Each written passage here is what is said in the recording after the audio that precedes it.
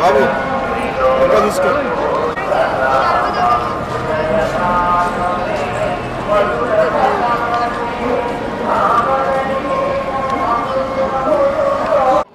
ఈరోజు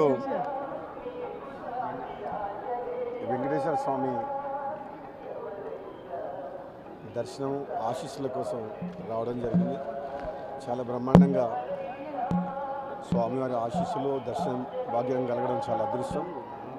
అదేవిధంగా ఈరోజు జూన్ 1 నా పుట్టినరోజు సందర్భంగా స్వామివారి ఆశీస్సుల కోసం రావడం జరిగింది.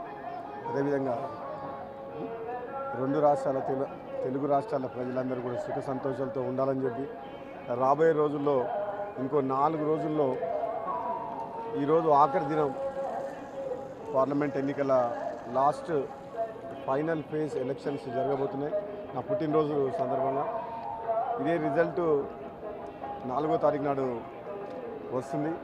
దేశ ప్రజల యొక్క భవిష్యత్తుని నిర్ణయించే ఎన్నిక దేశ ప్రజలందరూ, ముఖ్యంగా ఆంధ్రప్రదేశ్ రాష్ట్ర ప్రజలు రెండవసారి మరి ఇక్కడ మరి వైఎస్ఆర్ ప్రభుత్వానికి ఓటేస్తారా, మార్పు కోరుకుంటారా అనేది ఎంతో ఉత్కంఠతో ఇక్కడ ఈ ఆంధ్రప్రదేశ్ రాష్ట్ర ప్రజలు కూడా ఇప్పటివరకు ఏ సర్వేలో కూడా ఎక్కడ కూడా బయట పడటం లేదు. మొట్టమొదటిసారి అనుకుంటా ప్రజల నాడి తెలవలేదు ఆంధ్రప్రదేశ్లో. తెలంగాణలో బహుశా బీజేపీ కాంగ్రెస్ మధ్యన హోరాహోరీ జరిగింది. అక్కడ బీఆర్ఎస్ పార్టీ పూర్తిగా విఫలమవడం వల్ల బీజేపీ కాంగ్రెస్ మధ్యన హోరాహోరీ జరిగి చెరిసగం సీట్లు 2 సీట్లు కాంగ్రెస్ పార్టీ ఎక్కువ గెలుచుకునే అవకాశం ఉంది. 10 నుంచి 10 సీట్లు గెలుచుకునే అవకాశం ఉంది. తప్పకుండా భువనగిరి పార్లమెంటు నియోజకవర్గంలో కూడా కాంగ్రెస్ పార్టీ అభ్యర్థి చామల కిరణ్ కుమార్ రెడ్డి స్వామివారి వెంకటేశ్వర స్వామి ఆశీస్సులతోటి నేను పార్లమెంట్ ఇన్ఛార్జ్గా ఉన్న నెల రోజులు చాలా కష్టపడ్డాం.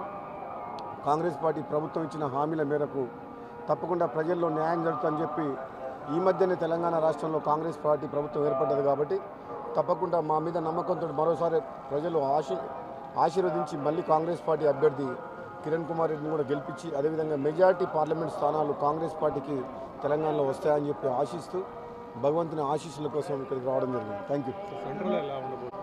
సెంట్రల్లో కూడా ఈసారి స్టార్టింగ్లో పార్లమెంట్ ఎన్నికలు మొదలైనప్పుడు బీజేపీకి ఎదురు లేదు, మళ్ళీ మోడీనే ప్రధానమంత్రి అవుతారని చెప్పి దేశవ్యాప్తంగా చర్చ జరిగింది. కానీ రాను రాను అది నార్త్ ఇండియా మరియు western part of the country Maharashtra కావచ్చు, ఇతర రాష్ట్రాల్లో యూపీతో సహా కాంగ్రెస్ పార్టీ మరియు ఇండియా కూటమి బలంగా పుంజుకుంది కాబట్టి ఈసారి అంత ఈజీగా బీజేపీ పార్టీకి ఉండదు. మరి రాబోయే రోజుల్లో 4వ తారీఖు నాడు ప్రజలిచ్చిన తీర్పు తప్పకుండా